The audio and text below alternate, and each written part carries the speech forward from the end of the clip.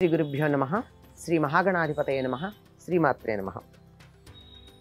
శ్రీరాఘవం దశరథాత్మజమప్రమేయం సీతాపతిం రఘుకులాన్వయరత్నదీపం ఆజానుబాహుమరవిందదళాయతాక్షం రామం నిశాచర వినాశకరం నమామి. రాముడికి ఇష్టమైన నైవేద్యం ఏమిటి? నిజంగా భగవంతుడికి నైవేద్యం అంటే తనని తాను నివేదించుకోవడం, తనని తాను సమర్పించుకోవాలి. మనని మనం సమర్పించుకున్నామంటే మన శరీరం లేకుండా పోదు. మరి తినరు కదా, ఆయనేమి నరమాంస భక్షకుడు కాదే. అందువల్ల మన శరీరాన్ని తినలేడు. అందుకని మన హృదయాన్ని ఇవ్వాలి. మన హృదయానికి సంకేతంగా మనకి హృదయం అంటే ఏమిటి? నాకు నాకు మనసు పడ్డానండి అంటాం.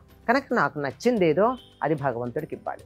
ఇలా మనకి ఎవరెవరు ఏమి ఇచ్చారో కనుక గమనించినట్టయితే భరద్వాజుల వారు ఆయనకి కందమూలాలు ఇచ్చాడు. ఆ గుహుడు మంచి ఏవో దుంపలు, సరయూ నది దగ్గరికి వెళ్ళి సరయూ నది నీరు తానే తెచ్చుకున్నాడు రాముడు.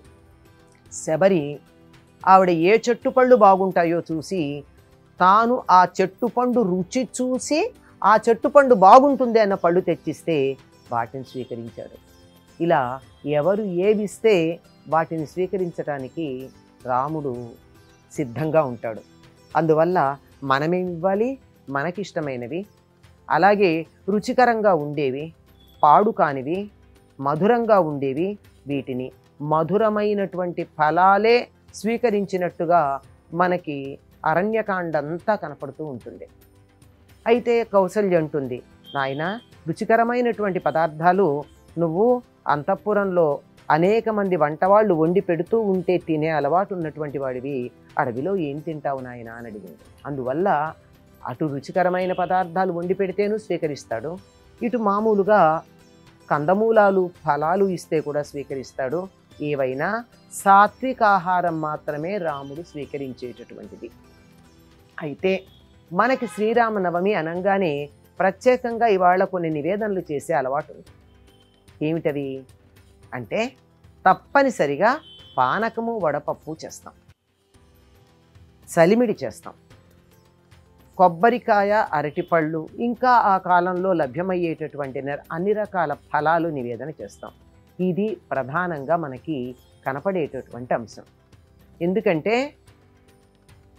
ఆ రోజు కళ్యాణం చేస్తాం గనక, కళ్యాణం చేస్తామనే కాదండి, ఏ పూజ చేసినా మనం ఇచ్చేటటువంటి నివేదన పానకం ఉంటుంది, వడపప్పు ఉంటుంది.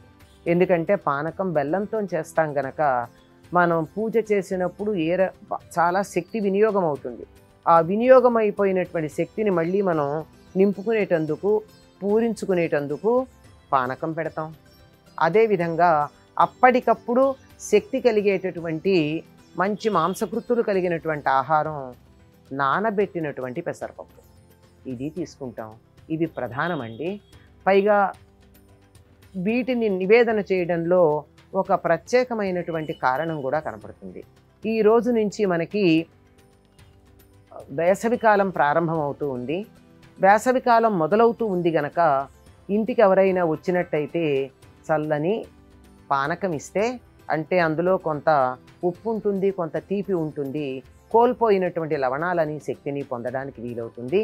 అందుకని ఇక నుంచి ఇంటికి వచ్చినటువంటి వాళ్ళందరికీ మరి చల్లని తీయని పానీయాలు ఇవ్వాలి అనే సంగతిని మనకి శ్రీరామనవమి నాడు మనం నివేదన చేసే పానకము, వడపప్పు గుర్తు చేస్తాయి. మరి ఎక్కువగా బెల్లం నీళ్లు తాగినట్టయితే పైత్యం చేసే అవకాశం ఉంది. అందుకని అందులో యాలకు పొడి, మిరియాల పొడి, శొంఠి పొడి ఇవన్నీ కలిపి తయారు చేస్తాం. ఇది చాలా ప్రధానమైనటువంటిది. స్వస్తి.